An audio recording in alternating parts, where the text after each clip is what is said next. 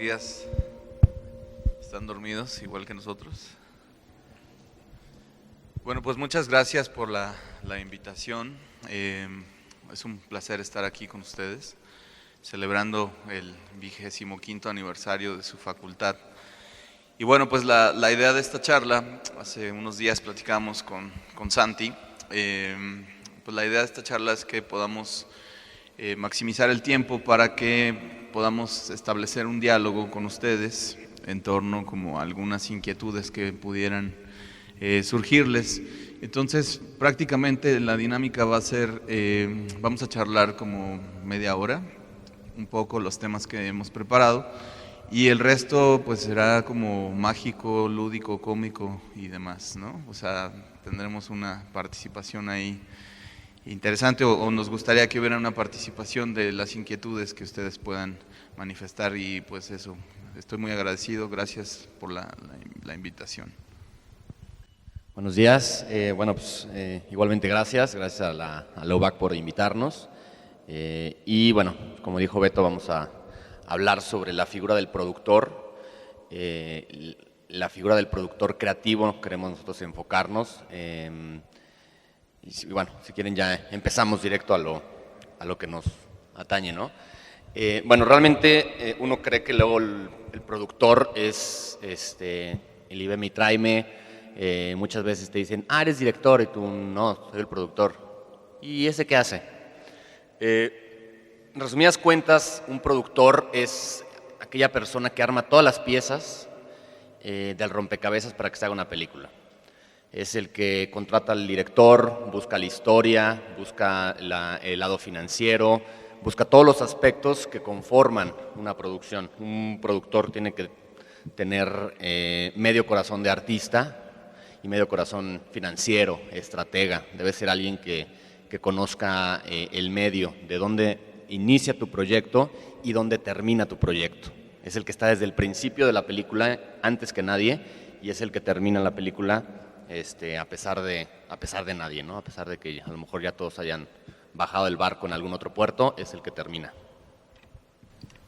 Sí, hay un antecedente que me parece muy peculiar.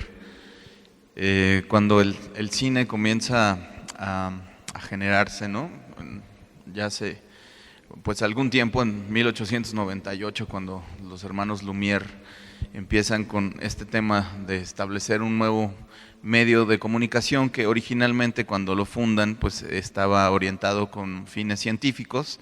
De ninguna manera creían que iba a ser la industria de entretenimiento y una industria importante.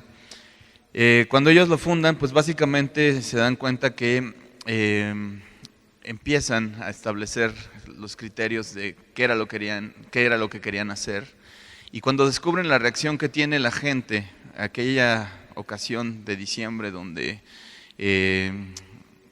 proyectan la llegada de un tren a la estación en el Salón Andien de París, pasa algo muy peculiar. Se dan cuenta que tiene un fenómeno, este nuevo medio provoca un fenómeno hipnótico en la gente. Entonces, cuando empiezan a generar las nuevas producciones, que básicamente eran tomavistas, como ustedes saben, se dan cuenta que tiene una capacidad interesante para narrar historias.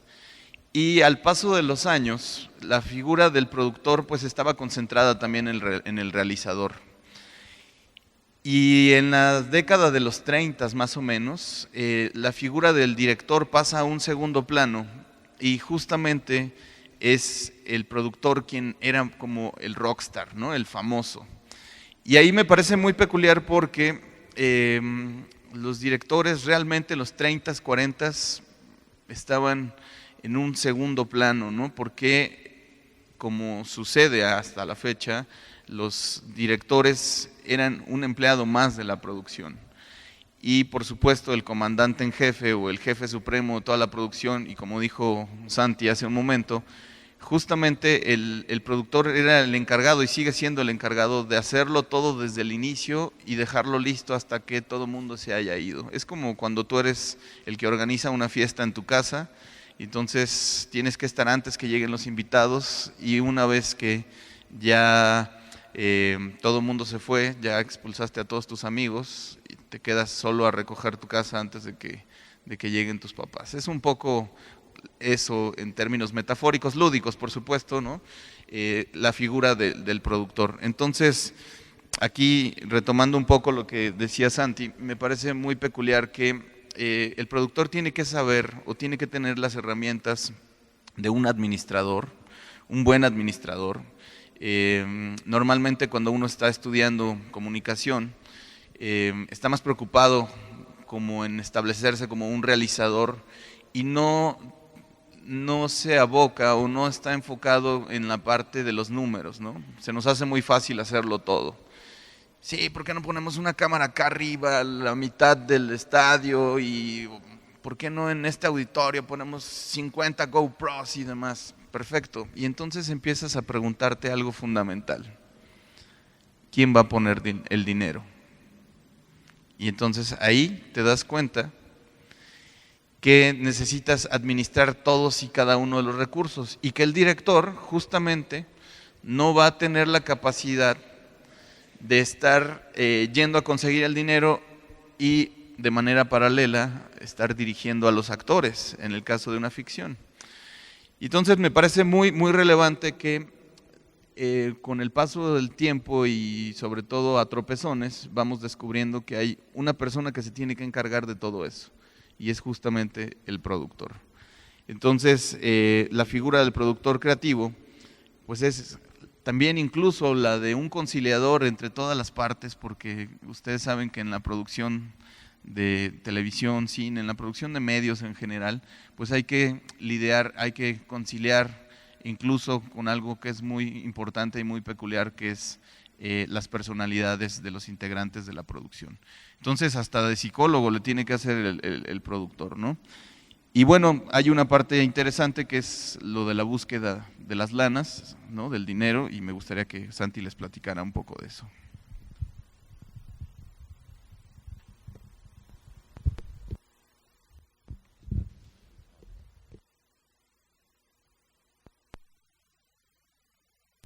Perdón. Bueno, sí, la búsqueda de financiamiento, que es luego todo un tema. Creo que la primera búsqueda que tiene que hacer un productor antes que el financiamiento es ¿qué va a financiar?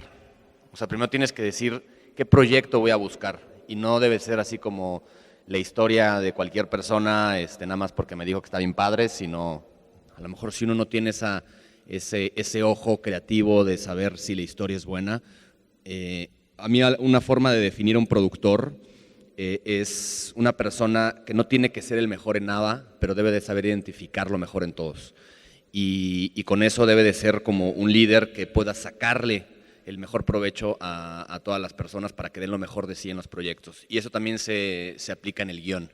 En la historia que vas a buscar, tienes que también desde ahí, si tú no sabes bien si la historia es buena, asesorarte, ¿no? Realmente el buscar terceras opiniones y, oye, este proyecto, ¿cómo lo ves? ¿Crees que ya está listo para hacerse? Etcétera. Entonces, la primera búsqueda antes de financiar un proyecto es que tu proyecto sea lo que quieres, ¿no? Lo que quieres que se convierta. Realmente cada proyecto es como un hijo, entonces, digo, no tengo hijos, pero es un poco el proceso que se puede ver, de que realmente pues tienes que mantenerlo y va a la universidad y después ya tiene su vida propia, pero siempre estás al pendiente de él, ¿no? Es un proyecto que siempre te está regresando, te lo vuelven a pedir para que lo proyectes no sé dónde, de repente te cae una que otra lanita, o sea, es una como una relación para toda la vida. Y un poco comparándolo con la producción con alguna carrera, puede ser con la arquitectura. Tú tienes que hacer tu plano arquitectónico de lo que vas a hacer y después construir el edificio. Si tu plano arquitectónico que vendría siendo el guión no está bien, tu edificio va a crecer chueco, se te va a caer o en cualquier temblor se va a resquebrajar. Entonces, una vez que tienes tú un proyecto que crees que ya es viable para hacerse, lo siguiente es la búsqueda de financiamiento, ¿no? Cuando estamos hablando de empezar algún proyecto y sobre todo en una etapa que creo que todos los que están aquí en esta aula sería donde todos los cineastas iniciamos, el primer financiamiento es familia y amigos, ¿no? Siempre la primera aportación viene de uno y busca el apoyo de los amigos, de la familia y nada más tengan cuidado porque luego uno puede perder amigos o tener fricciones familiares si no cuida esas inversiones, ¿no? La siguiente, que digamos ya es como el paso obligado para un cineasta, es buscar apoyos en diferentes instancias, ¿no? La primera en México, el financiamiento con el que se sustenta prácticamente todo el cine es con los apoyos de gobierno del INCINE. En estos apoyos son 4, uno es el FOPROCINE, otro es el Fidecine, otro es el Eficine y otro es Ibermedia. Los voy a explicar así como muy rápido. El FOPROCINE y el Fidecine, el FOPROCINE es un fondo y el Fidecine es un fideicomiso que puedes recurrir hasta, bueno, son 10 millones de pesos. No es con lo que creo que van a empezar ustedes, pero está bien que sepan que hay apoyos fuertes si se quieren dedicar a esto. El Eficine es un estímulo fiscal y el Ibermedia es un apoyo latinoamericano, de toda la iberoamericano. Y el IMCINE también, si se meten a la página, también van a ver apoyos de cortometrajes, de desarrollo de guión, de desarrollo de carpetas. Hay muchos apoyos, sobre todo el de cortometraje. Yo les recomendaría que es un buen inicio, que los cortometrajes es como ahora sí que el salón de juegos de un cineasta donde se prepara. ¿Quieres seguir con nosotros? Bueno, después también puedes recurrir directamente a los estados. Ustedes aquí yo les recomendaría que se acerquen a la Comisión Michoacana de Filmaciones. El director es Luis Fernando Gutiérrez Lara, que es una persona muy accesible. Y la Comisión de Filmaciones básicamente vincula a los cineastas, ya sea del estado o de fuera, con los recursos que tiene el estado, con las locaciones, con los hoteleros, con los restaurantes, con todo lo que el estado te puede llegar a apoyar. Y la Comisión de Filmaciones, sus oficinas están en la Secretaría de Turismo Estatal, por si se quieren acercar, incluso también pueden llegar a ayudar, pueden dejar a lo mejor ahí sus datos, y cuando llega alguna producción, la Comisión de Filmaciones les puede llamar, oye, está esta producción, están buscando desde extras, desde un asistente de producción o algo, y desde ahí pueden empezar. Asociaciones civiles también es una opción, dependiendo su proyecto. Si tienen un cortometraje que trata sobre el aborto, se pueden acercar a una asociación civil que está dedicada específicamente a eso y a lo mejor pueden llegar a buscar algún recurso. Patrocinadores, también dependiendo su proyecto, si tienen alguna, si sale el personaje tomando un refresco, pues a lo mejor pueden ir con jarritos y les patrocinen unos refrescos.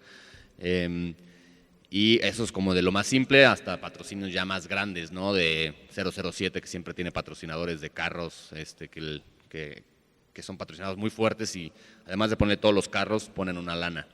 El product placement, que básicamente es como una especie de patrocinador, pero nada más que el product placement ya es justamente cuando el producto sale en pantalla. Un patrocinador muchas veces puede ser, no necesariamente sale en pantalla.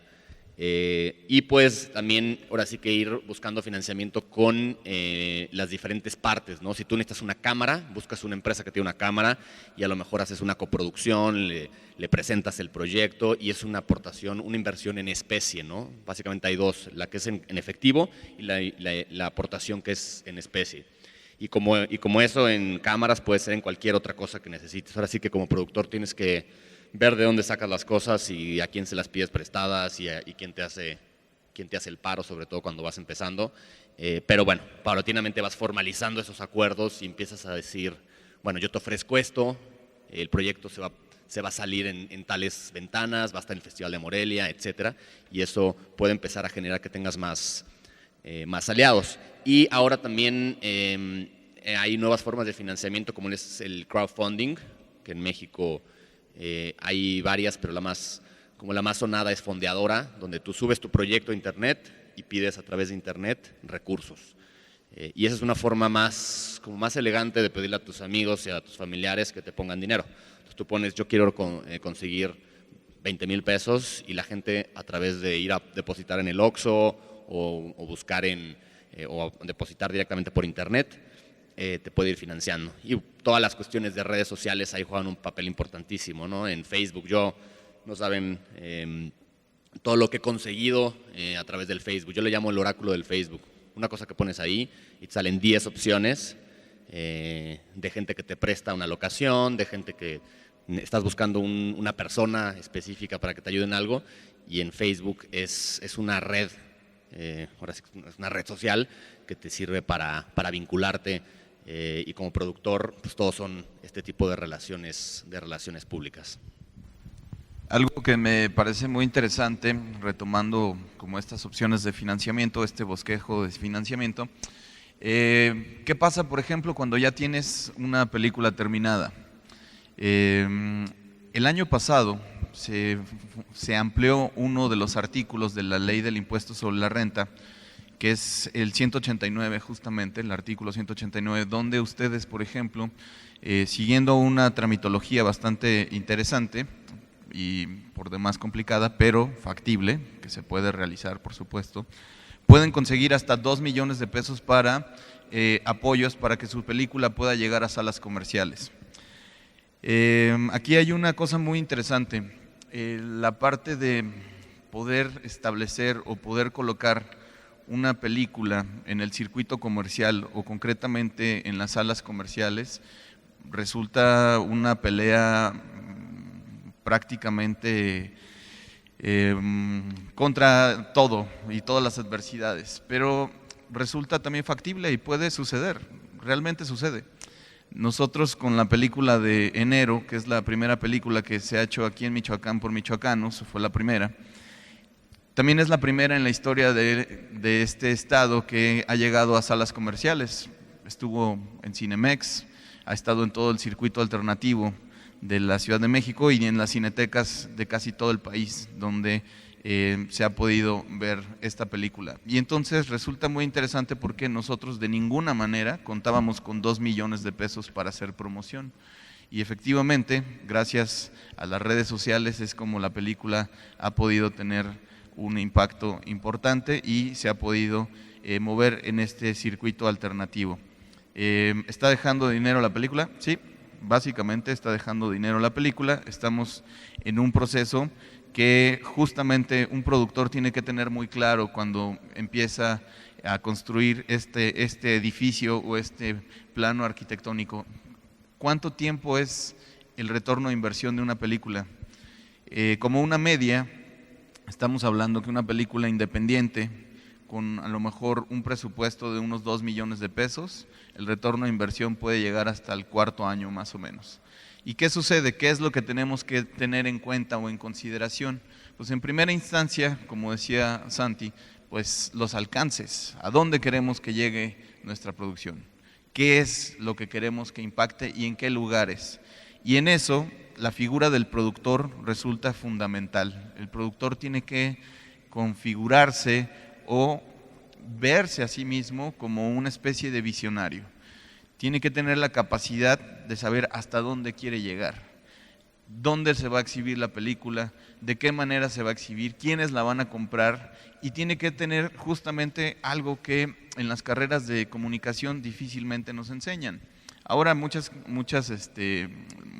currícula está cambiando y afortunadamente están incorporando materias de estadística, están incorporando materias de contabilidad, de administración. Digo, en mi caso no fue así, yo tuve que cruzar el Atlántico para hacer una maestría y aprender cosas de contabilidad, física, química y cosas que nunca me imaginé que un productor tendría que saber. Lo de química ya no tanto porque ya el celuloide ya se está muriendo, ya es una artesanía hacer prácticamente cine desde el celuloide, pero había que aprender de procesos químicos y cosas bastante interesantes que ahora pues ya pasaron a la historia, y que ese cambio o esta modificación o esta democratización de los medios ha supuesto también que haya una modificación interesante en términos de lo que habitualmente conocíamos como los procesos de distribución, de exhibición, y en esto juega un papel importante, importantísimo Internet. Antes las ventanas de exhibición estaban muy claras. Tú terminabas la película y se iba directamente a los festivales. Después de los festivales empezabas a vender tu película a canales de televisión, primero los privados, después los públicos, ventas internacionales. Después de un rato, ustedes lo recordarán, para conseguir un DVD de una película podían pasar hasta 6 meses, a veces un año para que pudiera lanzarse. Y ya después de mucho tiempo, en algunos portales muy incipientes empezaban a verse las películas en internet. Ahora todo esto ha cambiado, ahora se hacen estrenos simultáneos en internet, en salas, se hacen estrenos simultáneos en diferentes países, y entonces la dinámica también del trabajo del productor o de este productor creativo pues se ha visto completamente modificada, y ahí es donde nosotros tenemos que poner especial atención a cómo o de qué manera están cambiando las cosas en este oficio de producir películas. Y aquí resulta también muy significativo que el productor tiene que tener una capacidad importante de ser necio, básicamente. Tocar puertas y aprender. Yo creo que esto es lo que me gustaría que ustedes se llevaran el día de hoy. La palabra no y el no como tal ya lo tienen. Eso ya lo tienen garantizado, siempre va a suceder. Y entonces el productor tiene que establecer todos los retos pertinentes y adecuados para conseguir justamente la parte opuesta, que es el sí. Entonces, en alguna ocasión, me acuerdo mucho cuando yo estaba sentado, así como ustedes, de aquel lado, corrían los años 90, muchachos, eran los 90, me decían que aquí en Michoacán y en Morelia nunca íbamos a hacer cine. ¿Y qué creen? Ya lo hicimos y lo estamos haciendo. Y entonces nos decían, no, es que de ninguna manera se puede hacer una película. Claro que se puede hacer una película. Y entonces otra cosa que me gustaría que ustedes se llevaran, aparte de luchar por conseguir el sí, a pesar de todos los pesares y de todos y contra todos, que sí se puede hacer, ahí está la prueba. Otra cosa que me gustaría es que consideren en la labor del productor, el peso que no se tiene es el peso más caro.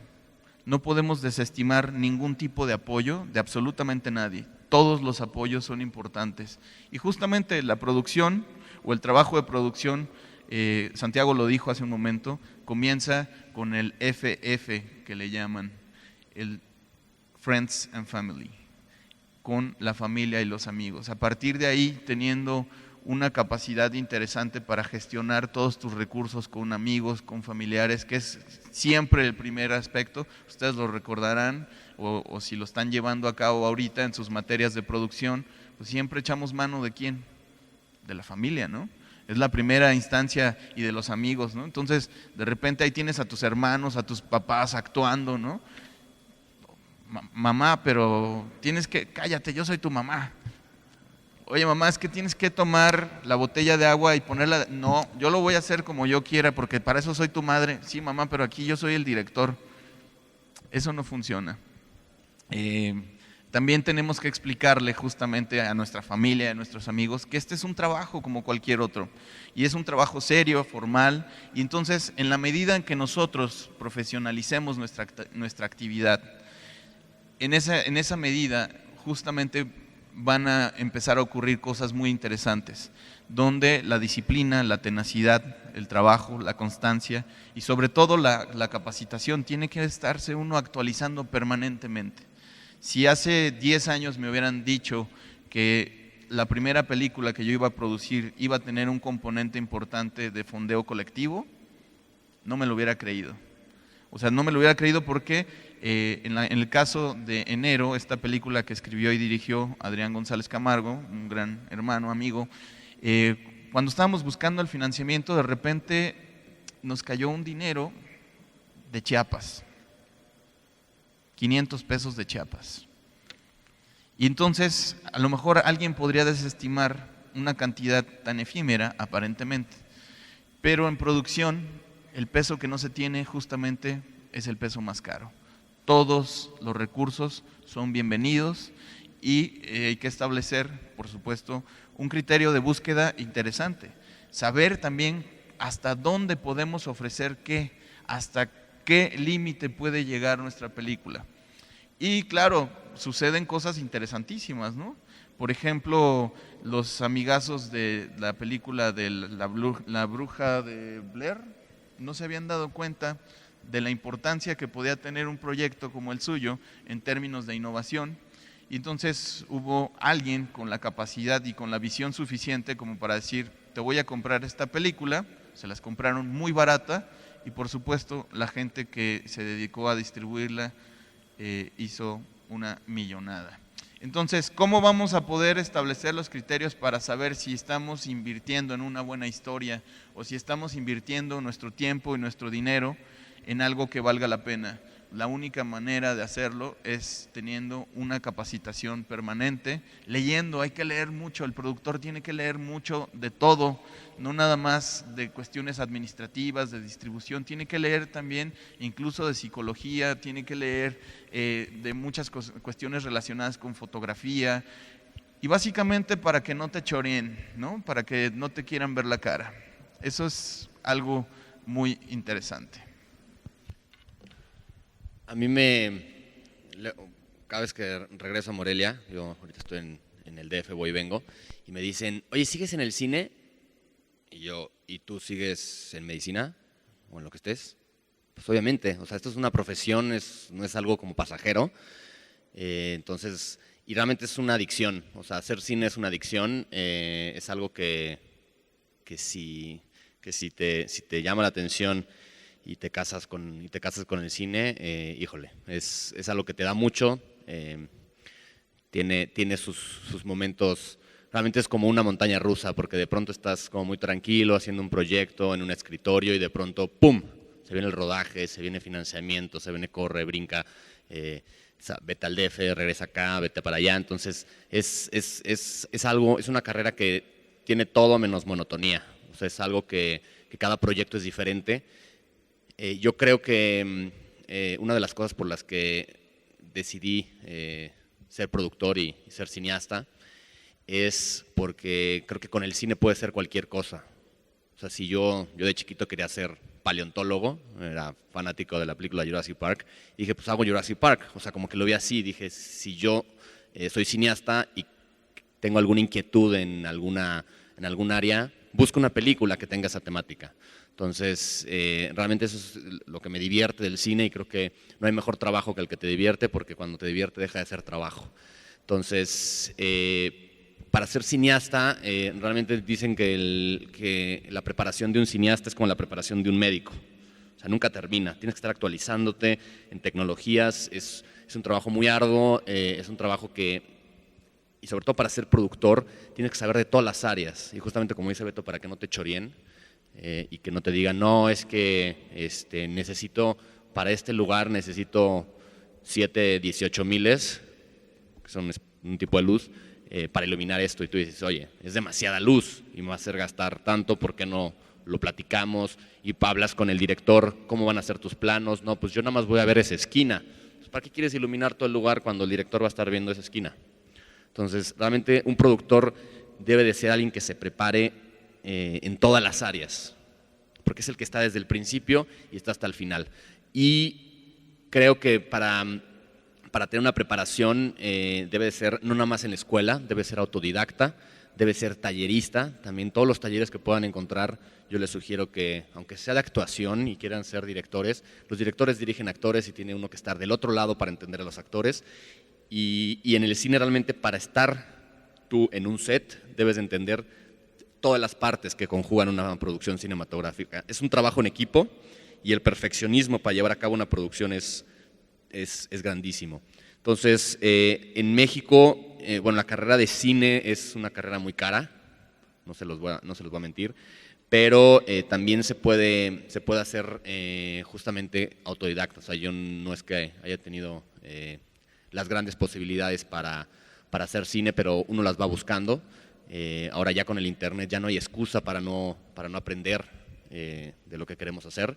Y yo sí les sugeriría que si quieren hacer cine, primero que nada vayan a una producción un día y si les gusta ese trabajo, ahora sí que esas madrinas que te metes en los rodajes, puedes tener dos caminos, o decir, híjole, yo la verdad esto no es para mí, o te enamoras. Va a ser instantáneo y lo van a identificar luego. Pero sí estén en una producción grande, una producción que vean toda la parafernalia, las luces, 100 personas trabajando, porque ahí pueden decir, híjole, yo no quiero meterme en esto.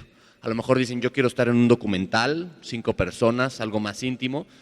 Ahora sí que el cine también tiene esa variedad. Entonces sí les recomendaría que para todo esto del cine, sí se echen un buen clavado y pues vean si quieren hacer esto, o a lo mejor está radio, televisión, otras áreas, pero sí es una carrera que nunca van a dejar de aprender, que siempre te vas a topar con gente que dices, híjole, no sé nada, todavía estoy en pañales. Porque o sea, a cada rato vas hasta ves un detrás de cámaras y ves a James Cameron trabajando, ves gente así que dices, o sea, la otra vez me invitaron a la película la de 007 que hicieron en el DF, en el Zócalo, y había 2 helicópteros persiguiéndose y un stunt cayéndose del helicóptero, y no, es una cosa brutal. Yo no podía creer el mundo de gente que había en esa producción. Fueron cerca de 3,000 personas trabajando para llevar a cabo eso. Y eran cámaras y cámaras y cámaras, eran creo que 8 cámaras en 35 milímetros, veías camiones por todos lados, gente por todos lados, y ahí fue cuando dije, o sea, estoy apenas empezando esta carrera, entonces, no sé, algo más que... Yo creo que les toca a ustedes preguntarnos todo lo que quieran preguntarnos. Lo que dice Santiago me parece muy, muy interesante. También dentro de esta disciplina, dentro de este oficio, yo me gusta llamarle mucho que esto es un oficio, porque todos los días uno comienza a aprender cosas nuevas y empieza también a establecer criterios de trabajo muy peculiares. Creo que algo muy peculiar, y por eso utilizo esta palabra, tiene que ver con tu voz propia, ¿no? ¿Qué tipo de productor quieres ser? ¿Qué tipo de historias quieres contar?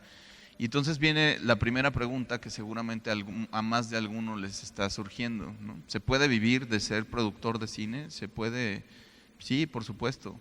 Y tiene que ver con un planteamiento inicial de una perspectiva de organización de tu vida. Tienes que tener muy clara la organización de tu vida en términos incluso familiares, ¿no? Porque el tema de dedicarte al 100% a un oficio como este es también sacrificar una parte importante. Aquí me gustaría desmitificar esto, ¿no? Tienes que sacrificar una parte importante del FF, ¿no? De los Friends and Family también. Así como ellos te apoyan, pues también tienes que sacrificarles una parte importante del tiempo. Entonces, bueno, pues si estás de acuerdo, mi querido Santi, lo ideal sería que todas las preguntas, inquietudes, sugerencias, jitomatazos, no, porque es muy temprano, pero todo lo que ustedes quieran pues preguntarnos, estamos aquí a la orden. Y algo rapidísimo, si alguien les dice que hacer cine, bueno, son 2 cosas que siempre se dice, que no hay trabajo ahí, que es completamente una mentira. Hay muchísimo trabajo en esta cuestión de audiovisual, está publicidad, está televisión, está cine. Digo, como cineastas tenemos que vivir de algo, entonces también muchas veces tenemos que estar teniendo proyectos para sacar para nuestras producciones y poder seguir haciendo cine. Y la otra idea también es de que en el cine hay puro loco que se droga y así, y eso tampoco es cierto. O sea, eso está en todos lados, lo sabemos. Entonces, si sus papás les dicen que eso me ha ocurrido muchísimas veces, que me dicen, no te puedes meter ahí porque la gente está muy dañada en eso, y no hay trabajo, ¿no? Entonces esas 2 cosas, si sus papás les dicen eso, pues están equivocados, y si a ustedes les gusta esto, pues realmente es su vida. Entonces me ha tocado mucha gente que a los 30, 35 años, 40 dice, chin, o sea, siempre el cine me estuvo llamando y hasta ahorita le tomo la llamada. Entonces, si creen que les llama ahorita, créanme, lo va a seguir haciendo toda su vida, entonces no se van a arrepentir de hacer esto, y pues ahora sí que tomen la rienda de sus vidas y elijan bien la especialidad en la que se van a dedicar, porque en comunicación, que tengo entendido que la mayoría de los que están aquí presentes están en comunicación, hay muchas ramas, y la que elijan, sí tienen que buscar esa especialización, buscando una maestría o algo para ser cada vez más competentes en este mundo cada vez más competitivo. Y bueno, ya, ¿alguna pregunta? Es el momento de la charla, allá atrás.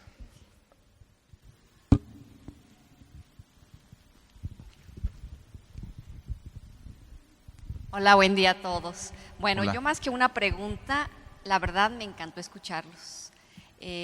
No conozco realmente, no alcancé a escuchar si son morelianos, si son michoacanos, pero algo que me deja a mí un muy agradable sabor de boca con el que me voy esta mañana es algo que les envían ustedes de mensaje hoy a los jóvenes: leer. Algo que es fundamental en cualquier área. Y pensar que los jóvenes en ciencias de la comunicación no tengan que leer sería un grave error. Y bueno, en la cuestión de ser autodidactas también me encantó. ¿Por qué? Porque si nosotros como docentes, porque soy docente de esta universidad, no les damos a los chicos todo lo que ellos esperan, yo creo que es bien importante que ellos se alleguen de ese conocimiento para que puedan cumplir cabalmente en lo que nosotros no les estemos dando. Y el aprender todos los días. La verdad, qué padre que ustedes como productores y cineastas estén tan convencidos de que hay trabajo y de que no estén locos. Y además me llegó porque, voy a presumir, mi hijo está en el CUEC, él era alumno de aquí y sintió que él en realidad lo que quería era cine, cine y cine. Y a lo mejor en esa inquietud buscó y encontró, y entonces yo creo que cuando ustedes están diciendo que si se quiere hacer algo se logra, yo creo que lo podemos hacer y podemos con esto de verdad sentirnos orgullosos de ser mexicanos, de ser michoacanos, de ser morelianos y de que se puede hacer cuando se quiere y sobre todo cuando hay pasión. Y pues enhorabuena, muchachos, y el mejor de los éxitos. Y muchas gracias por estar aquí esta mañana. Gracias. Gracias. Ahí me gustaría también hacer como apuntar algo. El cine también te da autoempleo. Eso es algo interesante, a propósito justo de lo que estaba comentando. Gracias por sus palabras. El cine también te permite emplearte a ti mismo. Cuando empiezas a generar historias propias, cuando empiezas a ver de qué manera vas a pagarte a ti mismo ya la cantidad importante de personas que requieras para levantar una producción, pues también es una forma de emprendimiento, ¿no? Es una forma de emprender, es una forma de generar, y esa cualidad tiene también el cine, ¿no? El de ser tu propio patrón, tu propio jefe, emplear a más personas, y el cine genera una derrama económica importante. Eso los indicadores en economía lo muestran. Si no me creen que el cine es importante, vean qué industria representa para Estados Unidos el cine, en qué lugar está. Después del armamento, el cine es la segunda economía más importante. Y bueno, pues Hollywood nos ha hecho mucho daño, pues, ¿no? Pero bueno, eso será charla de otro momento. Así que no se crean eso de las princesas y de los príncipes. La vida real es otra cosa. ¿Quién más? Un apunte rápido. De hecho, nada más como paréntesis antes de contestar la pregunta de allá, las industrias culturales, no nada más el cine, sino todas las industrias culturales generan el 9% del Producto Interno Bruto. O sea, no es cualquier cosa, no es como luego lo pinta los gobiernos de que para qué la cultura genera mucho ingreso para el país, y la única cosa es que también el gobierno, bueno, sabemos que luego prefiere tener un pueblo ignorante y que no sea libre, porque la cultura te hace libre. Entonces no perdamos eso, porque luego dicen, no, pues estamos en crisis, cortémosles la cultura, mejor cortémosles las armas, ¿no? A todos los que están allá afuera peleándose. Entonces nada más tengamos cuidado en creer que la cultura es algo desechable y es algo como educativo, pero parece como si fuera una diversión. Esto no es un juego, no estamos haciendo cine, y es algo que genera, que crea conciencias, es una cuestión de ideología, crea ideología en las sociedades. Entonces el cine es una de las artes más poderosas que existen. Hola, buenos días. Pues primero que nada me gustó mucho su plática y mi pregunta es, ustedes como cineastas, ¿qué creen que se pueda hacer o qué piensan que se puede hacer para mejorar el cine en México? O sea, que sea bien comentado como en aquellos años del cine de oro mexicano. ¿Qué creen que se puede hacer para mejorarlo? Así. Voy a hacer un paréntesis rapidísimo. A mí me gusta mucho el tema de la historia y la importancia de la historia. Voy a hacer un paréntesis muy rápido, no me voy a tardar absolutamente nada. El cine mexicano floreció o tuvo este gran crecimiento del famoso cine de oro mexicano por una circunstancia económica y bélica importante. Estados Unidos estaba preocupado en la Segunda Guerra Mundial por recuperar su economía y por luchar y por conquistar y demás, y entonces abandonó esa industria cultural. Le apostó por la industria bélica, ¿no?, que le ha dado muy buenos resultados, y entonces México, al ser el país vecino y aprovechar esa coyuntura, tuvo la posibilidad justamente de producir una cantidad importante de cine. Ojo, no estoy desestimando, no quiero decir que no sea bueno ese cine, hubieron cosas muy interesantes, pero fue una cuestión coyuntural. Por eso, en aquel momento, respondiendo a tu pregunta, en aquel momento las circunstancias geopolíticas, ¿sí?, estaban favoreciendo a la industria mexicana del cine. Se producía una cantidad importante de cintas. En los últimos 4 o 5 años se ha superado ya la barrera de las 100 películas anuales. México está produciendo más de 100 películas al año. Y ojo con este dato, el problema no es que no se produzca, el problema o la tarea pendiente, y ahí respondo a tu pregunta, es que como gremio, como sociedad, como país, tenemos que generar también un respeto por nuestra creación cultural, por nuestra industria cultural. No es posible, esto no es nada que ustedes no sepan, asómense a una cartelera de un multiplex o de un cine, ¿qué es lo que predomina? Las películas gabachas, ¿no?, las películas norteamericanas. Entonces, en tanto nosotros no tengamos un respeto por nuestra propia cinematografía y las entidades que se dedican a exhibir cine y las entidades que se dedican a legislar en torno a la materia de esta industria cultural no cambien, entonces difícilmente el cine mexicano va a pasar de considerarse un género. El cine mexicano no es un género. Y así pareciera que se entiende, como si fuera un género, hacer cine mexicano. No, en el cine mexicano hay muchos géneros. Está la comedia, está el suspenso, está el terror. El cine mexicano no es un género. Y este tema del nuevo cine mexicano, pues cada 3 años surge el nuevo cine mexicano. El problema del cine mexicano no es la calidad, ya lo vimos. Los cineastas mexicanos estamos ganando en festivales de cine los más importantes del mundo. Entonces no es un tema de calidad, no es un tema de manufactura, es un tema de que llegue a los usuarios finales.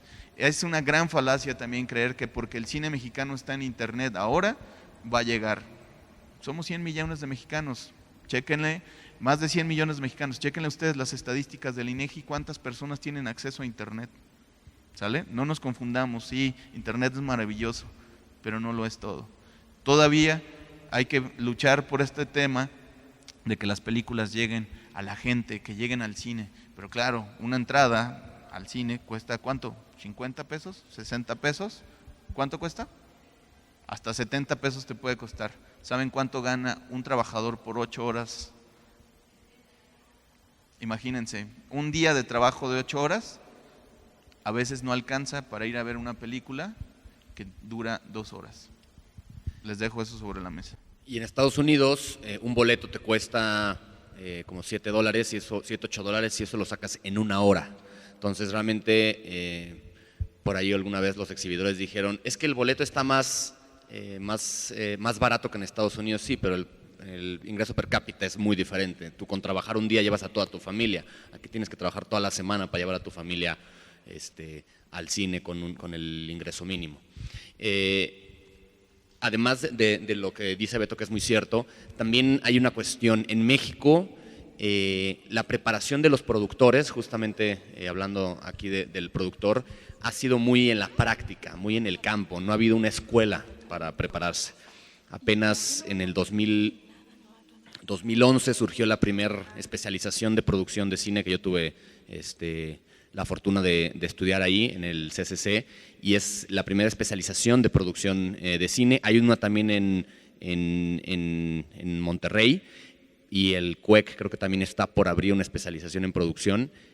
Pero bueno, también los productores, si ustedes estudian comunicación y después se especializan en cine y empiezan a crecer, también es una cuestión de irse enfocando. Y el productor, pues ahora sí que también se hace mucho en la vida, pero muchos productores no han tenido esa preparación contable, legal, administrativa, estratégica, creativa que necesita un productor, y muchas otras características. Entonces, creo que también la cuestión de educación va a hacer que las producciones de cine en México vayan mejorando, porque el productor justamente, si no hay, es realmente absurdo que apenas en el 2011 empiece la primera especialización en producción, porque realmente si esta es la persona que está a la cabeza de tu proyecto, no puede ser que apenas empiecen a preparar. Yo estoy seguro que estas nuevas generaciones que estamos saliendo de estas especializaciones, vamos a empezar a cambiar también el cine a la larga. Espero que algún día se reconozca, porque a lo mejor pasa como medio desapercibido, pero habiendo productores preparados, empiezan a haber mejores contenidos, porque muchas veces pasa que si no hay un productor preparado que sepa que el guión ya está listo para hacerse, se avientan a hacer la película y el guión no está listo. Entonces también muchas veces sale a las salas de cine y la película no está bien.